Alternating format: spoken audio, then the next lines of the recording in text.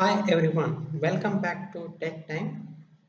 So today we are going to learn about how we can create a simple shell scripts and how we can execute scripts. So basically shell scripting or any kind of scripting is used for automating repetitive tasks. So today we are going to take one sample example and we are going to see how we can create a user in a Linux operating system. So if you guys are not aware of Linux operating systems and some of the basic commands, I will recommend you guys to please watch our previous videos. I have explained all the commands that we will be using today in our previous videos. So without any further delay, let's start with today's discussion. Let's go to our terminal window and start with our discussion. Okay, so I have connected to my AWS Linux server with the root user. So for today's class, we will create a one simple user that we are going to use for further discussions. Okay, so let's create a one class user first. To create a user, we use sudo add user and username. Username I want to put as a class. So now user has been created and now we have to set a password for that user. So let's use command like sudo passwd will set a password and username. So we have to set a first time password. So I'm setting a password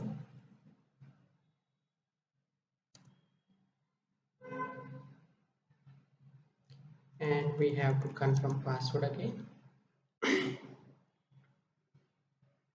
And we have created our user successfully. So let's see how we can see check if user has been generated. So we can use a command like comchain -u, that's computer generated users, and here at last we can see the class user has been generated. So let's clear our screen first. Okay, and one more thing we have to know that when we create any user in a Linux operating system, so operating system will create one home directory for it. So let's check. Currently we are in a root directory. So let's move to our home directory of the root user. So it will be root only. So let's switch to our class user first, and we have switched. Su command is used to switch users. Let's see our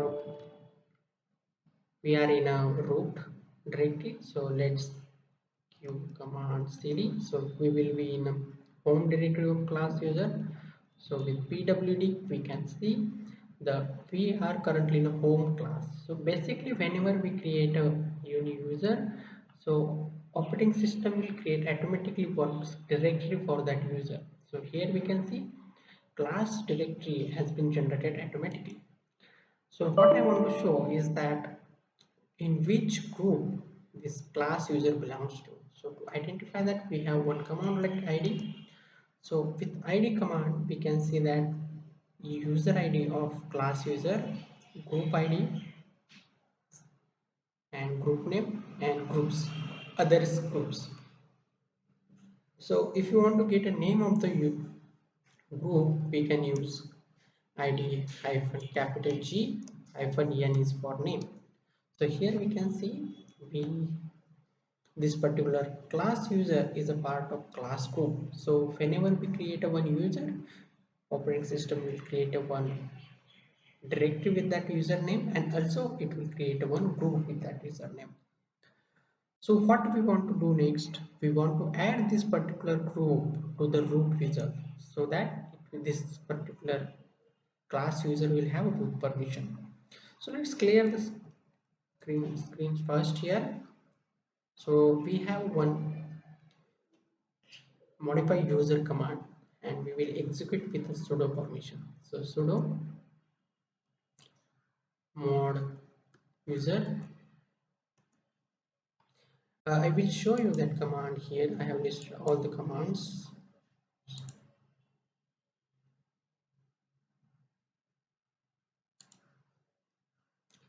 So we are going to use this command. So we have to use the sudo usermod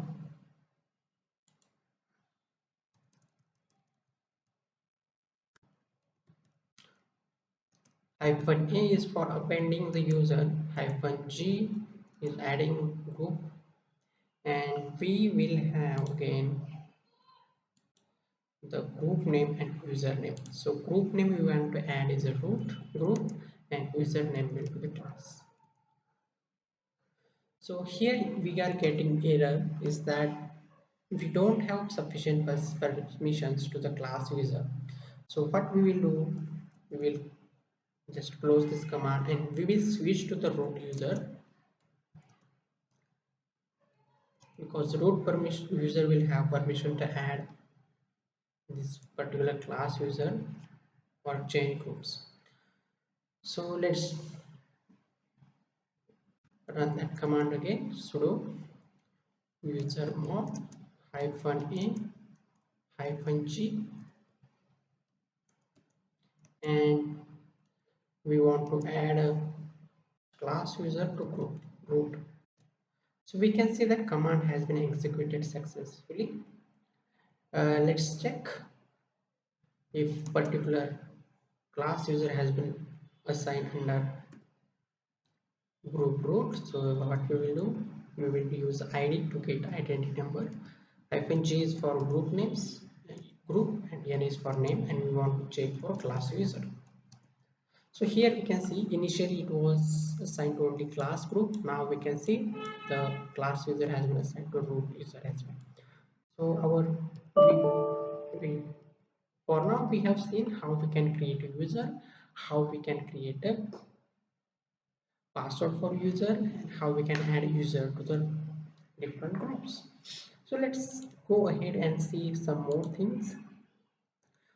We similar to that, we can remove the user groups from our existing group name, and we can use this command to create a group. Sudo group add is a command, and group name. So we can create a secondary groups with using this command as well, and we can remove the existing user from groups as well. So let's start with our today's main topic, to create a simple scripts and how we can execute them. Okay, so let's switch to the our class user first, because we want to use that to create groups. Now let's go to the home directory, and we can see that we are in a home class. So let's create a one folder in this particular directory. So make directory, and folder name will be the Unix underscore class. So let's check.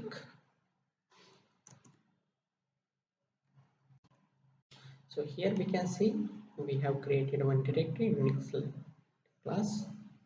So let's go to the directory,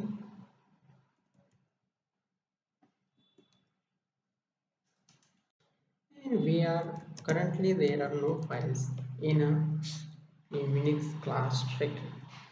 So let's clear the window. We will create a simple script now. So for creating script, we will have a file name. So fi is for editor. We are using fi editor, and let's give the shell class, or we will do like shell 1. And for any time we create a script, we should give a .sh as extension. So here we are in editor now. So let's insert some text into. So one should remember that whenever we are creating any scripts, then we should always be remember that we should use shebang. Shebang means I will tell you that. So basically this hash exclamation bin bash, that is called shebang. So basically we are telling the operating system to treat this file as a bash script. So you can save this like as a slash bin py as a python file and like that other files as well. So basically we are telling operating system to we want to execute this file as a bash script, or any users reading this file they should know this is a bash script. So let's go to the next line. Okay, and let's create a one simple command echo. So echo command will do nothing but display the message. So what I want to do, I want to display message like hi there,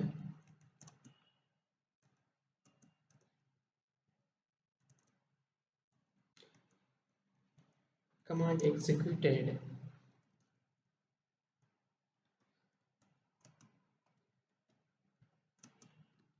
from bash script file. And now we have to save the file. To save the file we have to do escape colon and wq. Wq will save the file and exit. So we have created one simple script. So let's see if our changes has been saved. Here we can see this is our script. So let's execute this script. Now we want to execute this script and I want to show you one thing before that. Here we can see that this particular script has a permission like a read, write and read. So class, user and group has a read write permission and others has a read permission. So this file doesn't have an execute permission, right? So first we have to modify the permission of this file so that we can execute it. So how we can do that? We have to use chmod to change or modify the permission and 755, and we have to give the file name as shell class 1. Here we can see that now if you do list here, then we can see that we have changed the permission of file. Here we can see that, and now we will be able to execute the file. So now currently we are logged in with the class user and we have to execute this file. So to execute a file we have to give a dot and file name.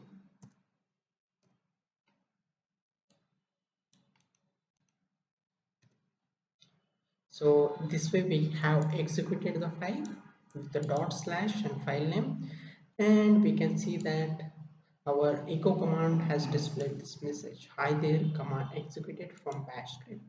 So congratulations, we have created our simple script and we have executed it. So let's go ahead and create some complex scripts now. Let's clear the screen first. Before going ahead, I want to show you some of the basic inbuilt functions that Linux operating system supports. So first is like dollar hash. So dollar means it is a variable and we want to print it. So we will do like echo.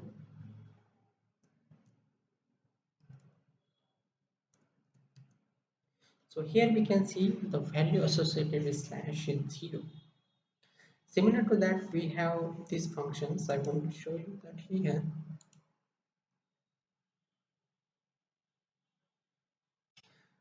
So similar to that, we have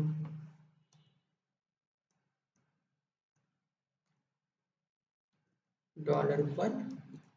$1 will be the first input parameter.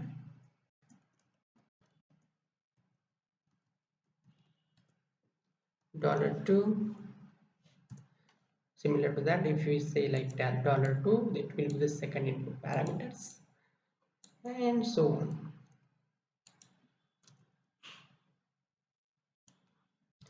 So it will be second input parameter. So what is the input parameters? So here when we are executing this particular script,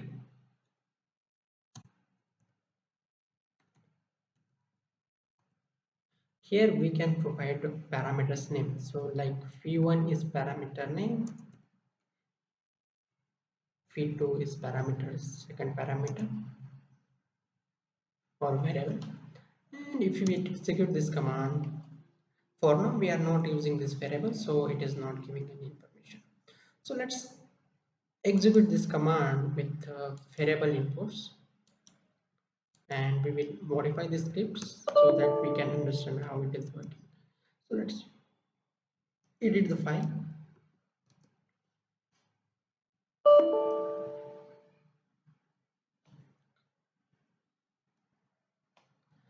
So what I want to do, I want to print the first parameter, that will be like echo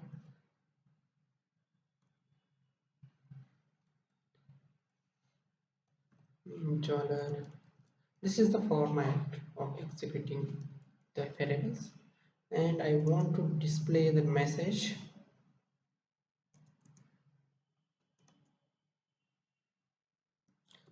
first variable or first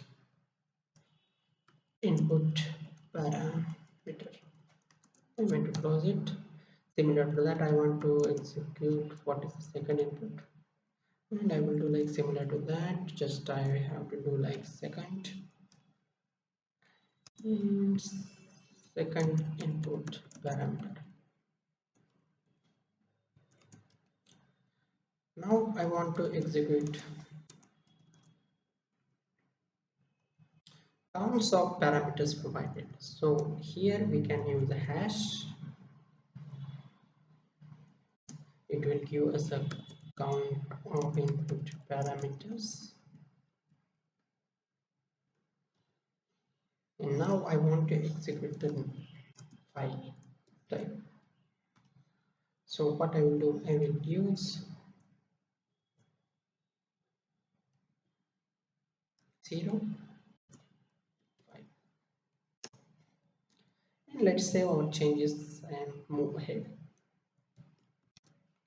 And we can use a cat function to see if our changes has been saved, and our changes have been saved. And let's execute and see what will happen. So let's execute this file. We don't want to change permissions, it is one time activity.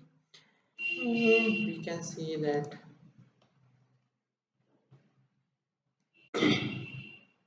file name.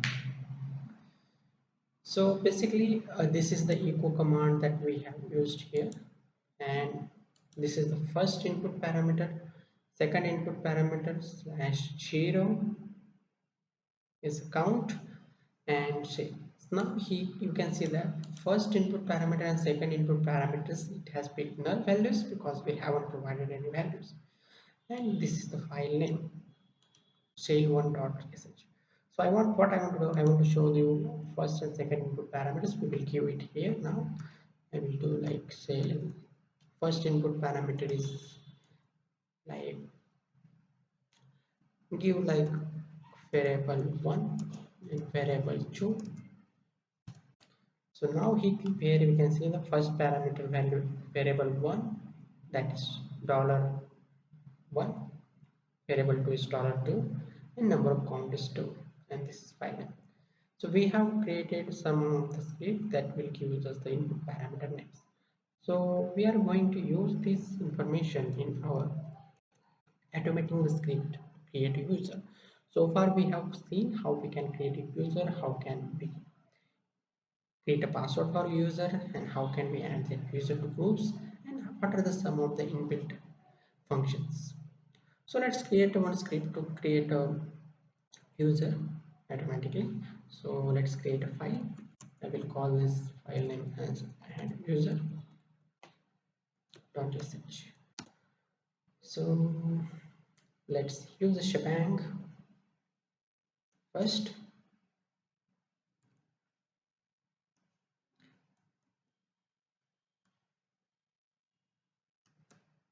And I want to do bash. Okay, so let's create a command starting.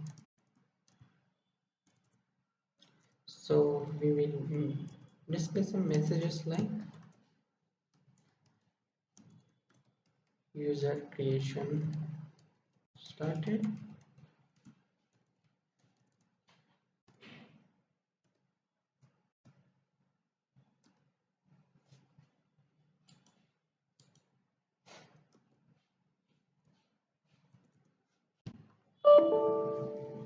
Sorry for that. Now script to create user.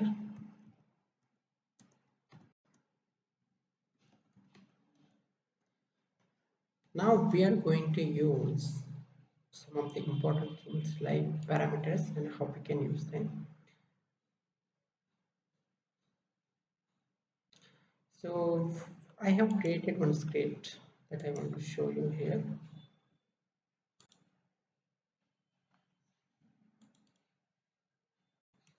I don't want to write all the things again, so I am using.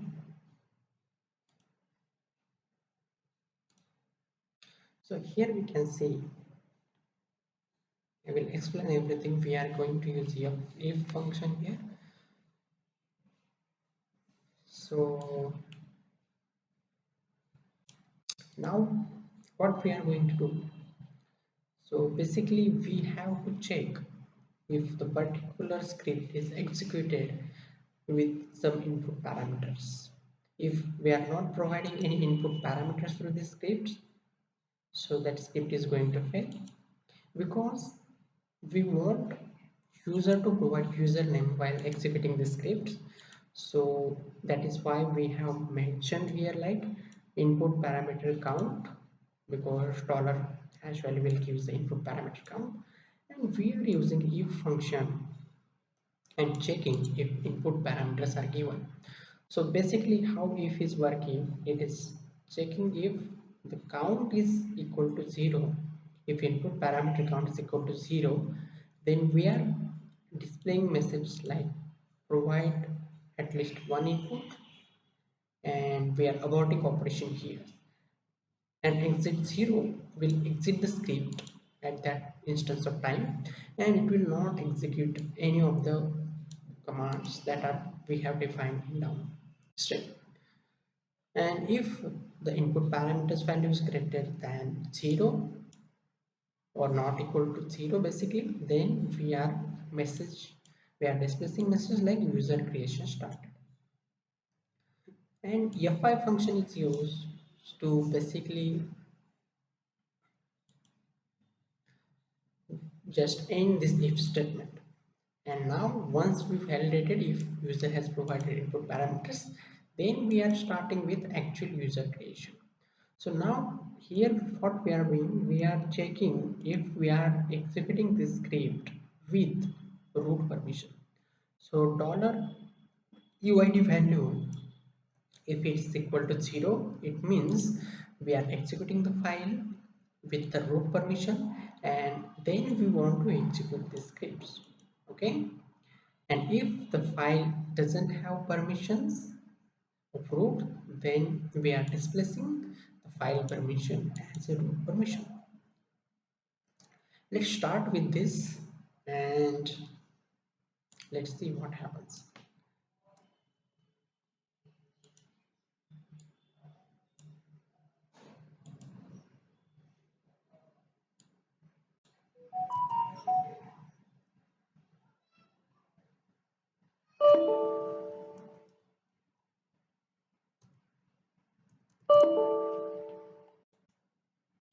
So here we have pasted our content.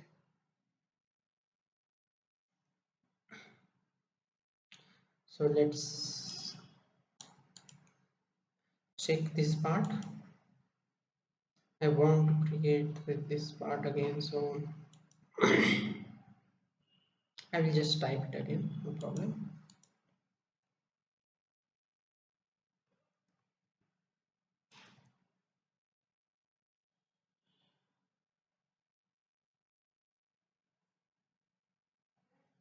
Because when we writing a script, we should be aware that we are following the proper intents. Okay.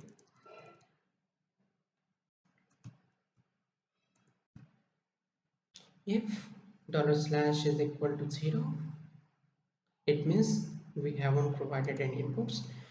Then what we want to do, we want to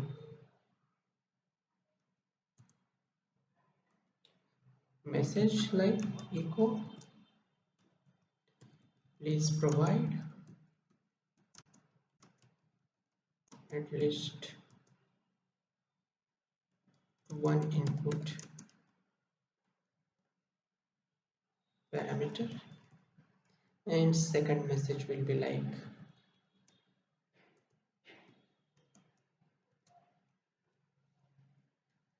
script execution is aborted, no user created.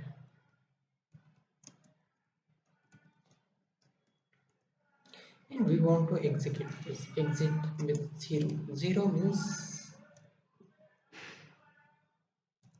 no errors. If we have provided some input parameters, we want to display the message like echo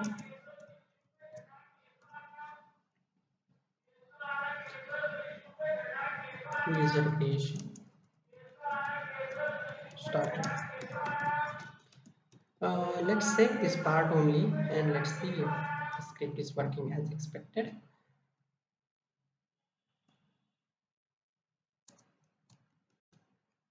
So let's get it. Yeah. Now what we have to do, we have to change the permission of file. We will do chmod and user. Sorry for that. 755, and we have to do. We have changed the file permission now, and let's execute this file. Currently, we can execute it from class user as well. So no, because we haven't added any condition. So see, we have executed this file. We are getting message like adding a user with a below script input parameters count is 0. But we got an unexpected error because I want to show you we haven't completed our if function. So I want to go there again and let's execute. So here we can see that I started my if function here, but I didn't end it. So what I will do, I will go down and I will just type if and I will save it, and let's execute the script again. Now here we can see adding a new user with a below script. This message has been displayed and input parameter count is 0.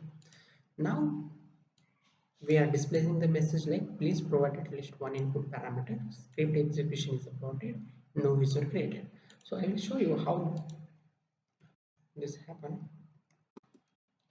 Here we can see that we have provided this condition like because we provided input count is 0. So this part of the code has been executed. Let's execute the script with some input parameters. I don't want to exit basically, I want to clear the screen.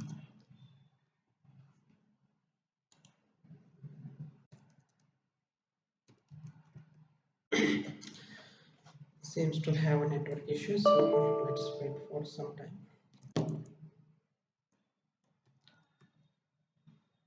Okay. So our script has been executed. Let's execute script for creating a user now. So let's go to the VI editor and we will edit this file. So now, sorry for that. Now, second block of code, what we will do, we will check if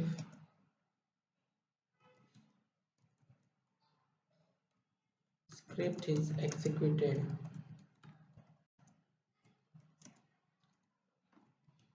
root or administrator permission, because in real life project not everyone should be able to create users or groups, so admin should have only permission. So that is why we are adding this condition here now. And let's start with the user creation.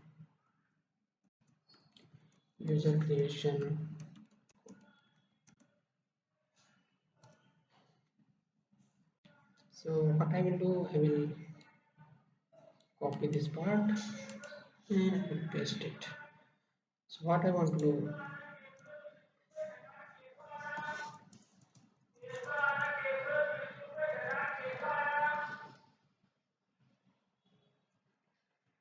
So we are going to check if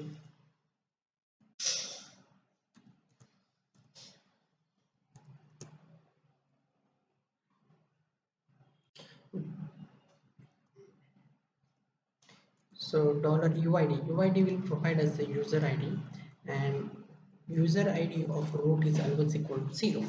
So if $UID is equal to 0, then what I want to do, I want to execute the scripts.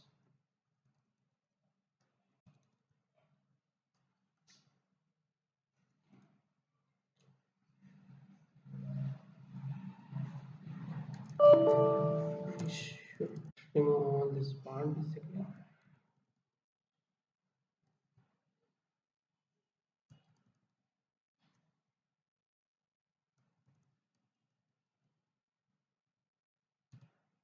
Then what I want to do, I want to do like sudo add user,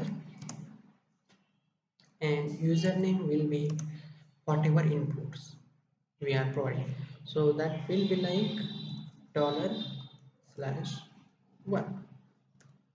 Okay. Similar to that, now we are going to create a user with the input parameter value.